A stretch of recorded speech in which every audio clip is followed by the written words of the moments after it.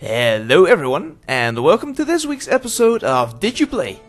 So, today we've got an interesting game. Mount & Blade, made by Telltale Worlds and published by Paradox Interactive.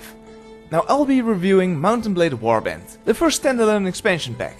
It's basically Mount & Blade version 2.0, featuring better animations, larger battles, and some extra gameplay elements. Now before we get into this game, we should talk about the guys who made this. Did you know that the original game was made by one guy and his wife? Which makes this game all the more impressive, but also explains the lack of content, which I'll go into later. When you start the game, you get to pick some options from a simple text screen.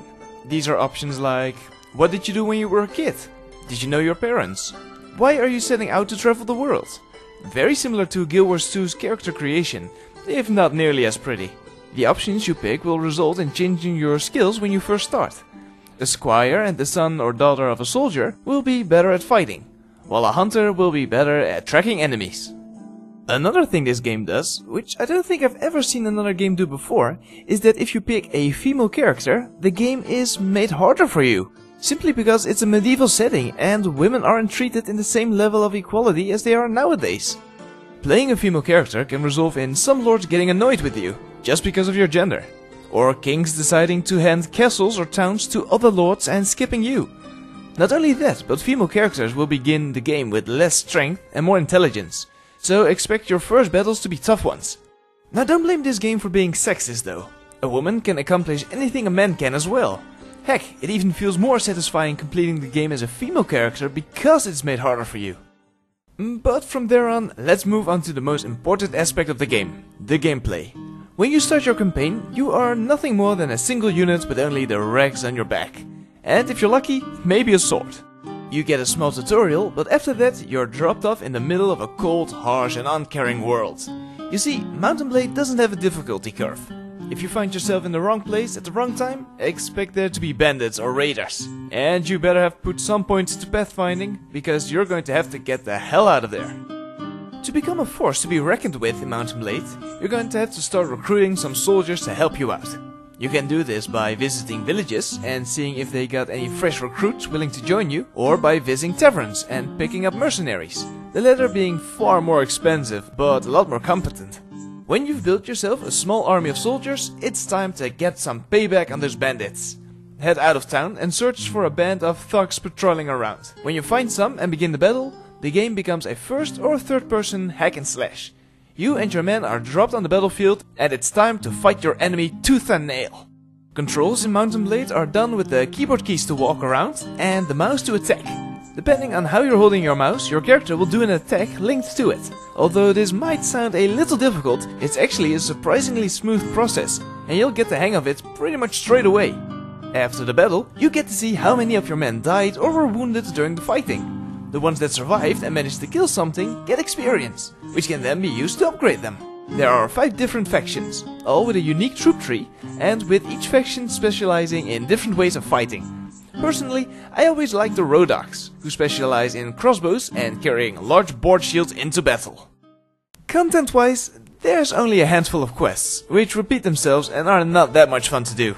Honestly, I would avoid doing any quests at all except for village quests, which are easier and give you a positive relation with the village, which in turn allows you to recruit more volunteers for your army. However, at the end of the day, no matter how many soldiers you command or how many towns you raid, Mount & Blade is not a fair game. That brief moment when you're not paying attention, raiders can wipe out your entire army. Or that very first triumph when you capture your first castle, which is completely ruined when the entire enemy army shows up to take it back. In fact, so much can go wrong that it becomes very tempting to... But no! Stick with it! You can do this! When you finally make it and you're standing there on the top of the world, it really means something. This game doesn't give you an easy way to victory. It'll take effort, dedication and a lot of trial and error.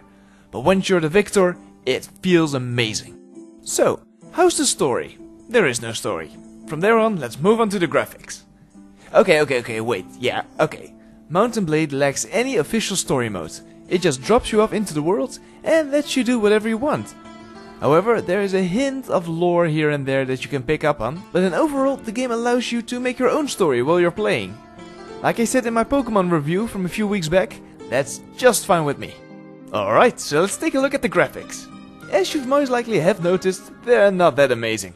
Remember that this was made by an indie company that started with only 2 people, so don't expect any AAA graphics in this game. Eventually you'll stop noticing though, and despite the bad graphics, I got a good 900 hours clocked in this game. Now here's something that I thought was important to include in this review: the modding community.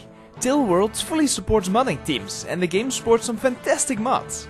There are even teams out there who decided to give the game a complete overhaul, adding new gameplay elements, new factions and new game mechanics to the game, all for free. One of my favorites has to be Prophecy of Pandor. Thought the game was unfair before? Well, that's nothing compared to this mod. Plus, it adds some slight fantasy elements to the game, like elves and demons. And if you want a challenge, you should really give this one a go. Mount & Blade is one of those rare gems that's definitely worth picking up if you enjoy games like Total War. Although it's rough around the edges, its gameplay is solid and the dozens of mods make sure there's plenty of replayability. I would advise you to pick up Mount & Blade Warband, seeing as it is a standalone expansion and expands on pretty much everything the original game did. And with that, we once again reach the end of this week's episode. What did you think of the game? Let me know in the comment section below. And be sure to give me a thumbs up or a thumbs down, depending if you like the episode or not. Thank you very much for watching, and I hope to see you again next week for another Did You Play?